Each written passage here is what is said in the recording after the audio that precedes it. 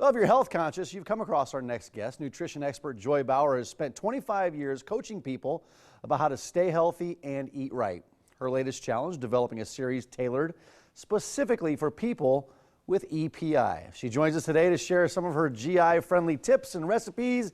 Good morning, Joy. How are you? I'm great. How are you, Mike? Fantastic. Not everybody likes to talk about EPI. Not everybody knows about what it is. But what are some of these symptoms? Who's at risk for this? Okay, so first let me start and explain what EPI is, because like you mentioned, very few people actually know that it exists.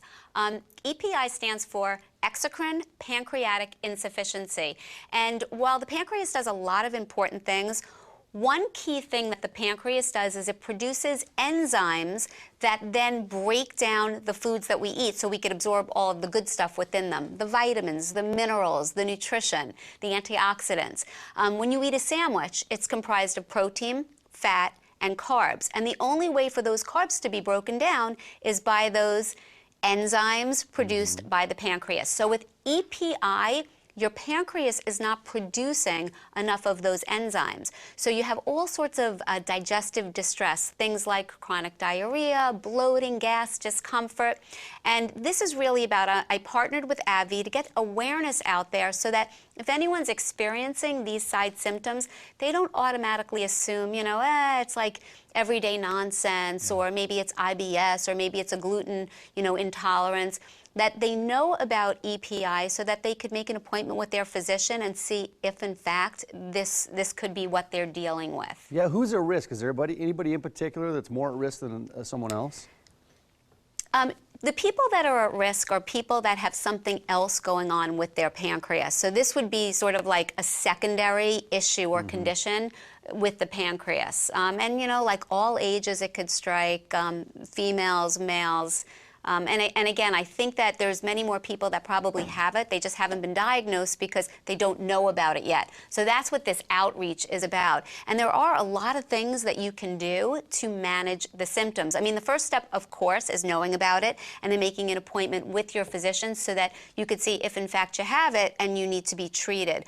When you talk with your physician, they might talk about enzyme therapy replacement, and food will definitely come up. So one of the things that I've done is I developed a nutrition guide that has tips and strategies so that people that do have EPI could feel better, could help to minimize some of the symptoms. And from the food standpoint, some of the stuff is common sense. So for example, in order to not tax your digestive system, instead of eating large meals 3 times a day, you want to eat smaller meals more frequently throughout the day, because it's all about sort of easing your insides. Another thing is to make sure that you stay hydrated, because water is going to help to move things along, which is going to leave you feeling more comfortable. And then I think the recipes are the best part. And I also want to mention this guide is free. It's totally free. Anybody can download it. The recipes are things like yummy banana walnut zucchini muffins, and I have chicken lettuce wraps and salmon salad. I have a yummy French toast with an interesting spin. But the reason that the recipes are special for people with EPI is because first, they're portion controlled at the right amounts. Secondly, I balanced the carbs, the protein, and the fat so that these recipes and these meals are very easy to digest. So aside from being super healthy and anybody can take advantage of these recipes, they're also very easy on your insides.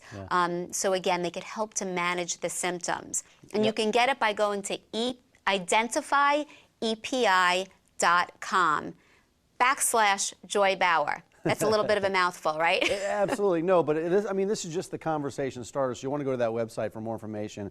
But Joy, thanks for enlightening us today about EPI. You got it. Thanks for having me, Mike. You betcha. Take care. Mary, over to you.